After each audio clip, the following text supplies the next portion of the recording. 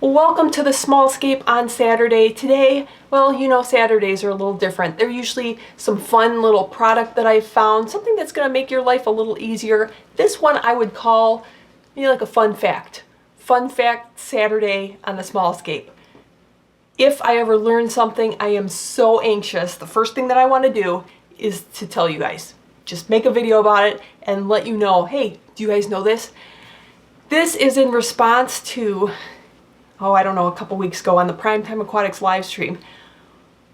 Mr. Primetime and I were having a discussion between micro and nano. In my world, especially the crafting world and the miniature world, I have miniature figurines everywhere, I consider micro to be the smallest. Like the smallest little thing is micro. It's even smaller than nano. Mr. Primetime said, no, actually technically in the scientific world, micro is smaller than nano. I mean, larger. See? There we go. It's stuck in my head. Micro is actually a larger designation than nano, which I just kind of blew that one off. It doesn't relate to me. However, a number of you wonderful people let me know there are other designations, and he in fact was correct. Don't tell him. This is fascinating. So, from the largest to the smallest, and nano tanks for me, I generally, and a lot of people do, kind of just generally accept that a nano tank is 20 gallons or less. All right, with that being said, micro, in terms of scale, micro is the largest, then comes nano, then pico, then femto. I've never even heard of the terms Pico and Femto. I don't know if that's a scientific thing. I've never been into the sciences. I'm more in the art, creativity side. But I thought that I would pass that along to you. Have you ever heard these terms before?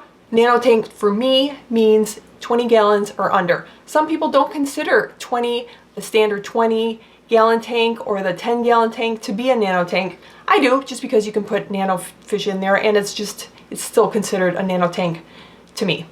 But once you get under there, this is fascinating. What is a pico tank, you ask? Let me tell you. Pico tank is anything less than 5 gallons. And what is a femto tank? Anything less than 1 gallon. Who knew, right? I've done a video of the tank that's right over here. That would be considered a pico tank because it is, I believe, 2.65 gallons. So that is under the 4-gallon, under the 5-gallon realm. Now, what can you put in a? I'm gonna start playing with these terms because they're really fascinating to me. What is a pico tank good for? If you're talking at the larger realm, the 3 to 4 gallons, that can still be great for a betta. I know some people agree with that, some people don't, but we consider that to be just fine for a betta. And then when you get towards that 1-gallon size, I think that would be perfect for, if you're experienced, maybe a couple little shrimp in there, maybe, but like I said, you'd have to be experienced. You're gonna be dealing with higher water fluctuations possibly, and it's gonna be probably a whole lot more maintenance just to make sure that that small little container of water is still good for your little inhabitants. You could also possibly, in those smaller sized tanks of a pico tank, have a mystery snail or maybe a nereid snail, but that's about it. Now, once you get to the femto size, under 1 gallon, and I don't recommend putting anything in a tank that's less than 1 gallon, it's just not worth it. And it can be just as cool to have a tank, a very tiny little tank with a beautiful little aquascape and just enjoy the plants, rocks, driftwood, all that good stuff without having any livestock in there at all. And here's a good example. This is one of our lifeguard tanks that Lifeguard was kind enough to send out. This, according to my calculations, and another fun fact, if you want to calculate, if you know the size of a tank but you don't know how many gallons will fit in it, all you do is you multiply the width, the length, and the height times, there's a number, 0.004, and you can calculate how many gallons this is. Now, I, of course, take this little back compartment into, if you can see that, into account because there is no fish that can be in there. So I believe that this calculates out to under 1 gallon, maybe 0.75 gallon something like that. But this is what would be considered a femto tank.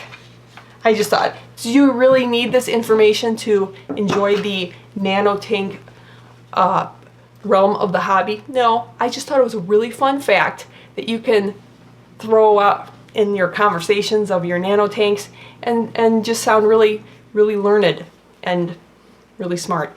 And feel free to do your own research. Maybe the numbers are slightly different. I don't know. It's not really technical, but I am very curious if these terms will come about in the hobby since nano tanks are becoming so huge, popular, and all that. We'll see. But let me know, have you ever heard these terms before? Have you ever used these terms before? And do you have any Pico tanks or Femto tanks? Let me know.